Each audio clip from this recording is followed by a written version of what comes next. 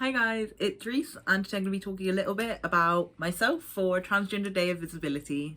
Transgender Day of Visibility is a day to celebrate trans people, to bring awareness to exactly how many of us there are. And so I'm going to talk a little bit about my transition journey so far as a part of that, as it's something you might not know about if you're not trans, or if you are trans, you might not know how other people do it.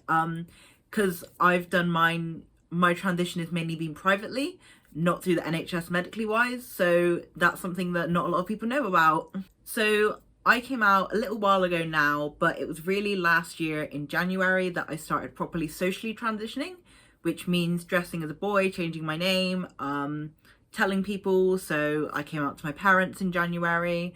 I had known for a while before, but it was something I had to come to terms with, as well as sort of get the courage to talk about it. I'd already came out at some point to being queer because I've always liked boys, girls, whatever. So my parents were kind of aware, but they'd never really known anything about trans people more than what I had told them.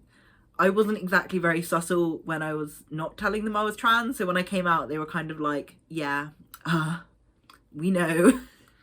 And then in around March, I actually contacted a private doctor to arrange an appointment to start testosterone.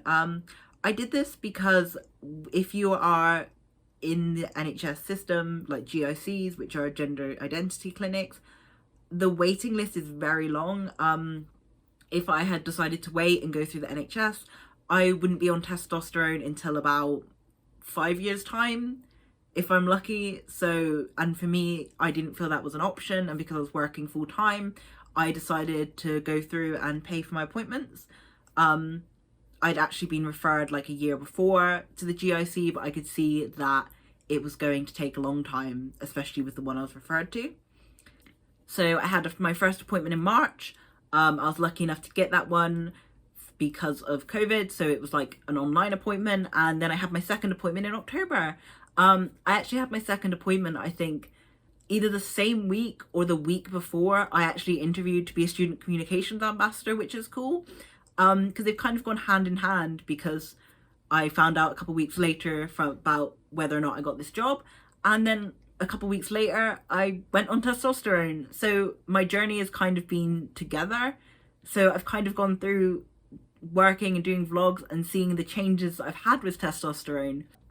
If you didn't know about testosterone, basically it's hormone therapy, so it just makes me more masculine. I'm essentially a teenage boy currently, so that does mean I am very tired, I get very hungry, and I do get a lot of spots and acne currently, which is fun.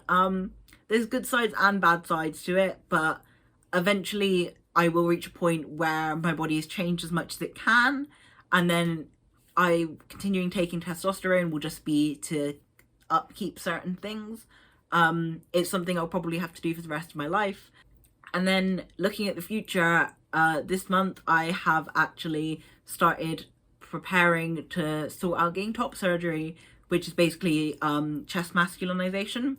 So I am currently waiting to hear back from my doctor, but I did start a GoFundMe for it, as it does cost a lot of money to do it privately. And so I'm planning on saving up my own money, asking for donations, which is very common in the trans community to save money for surgery, because if you go privately it's very expensive, as well as offering commissions. I'm also planning on doing a charity like stream thing, a couple of them, to try and raise money, because I like doing things like that.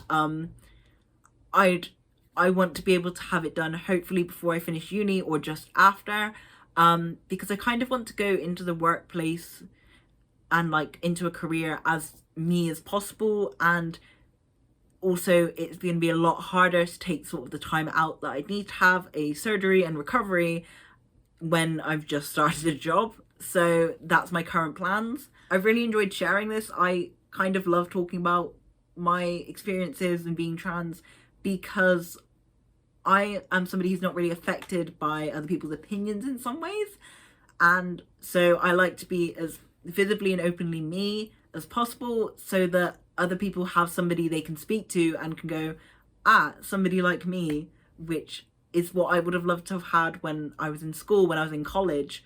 So yeah, I hope everybody has a fantastic April, and if you can, go on Twitter, look at the Trans Day Visibility hashtag, things like that, and see what amazing people are being celebrated. There's so many amazing actors, performers, artists, singers, people in science fields everywhere. Like, trans people are everywhere and they should all be celebrated.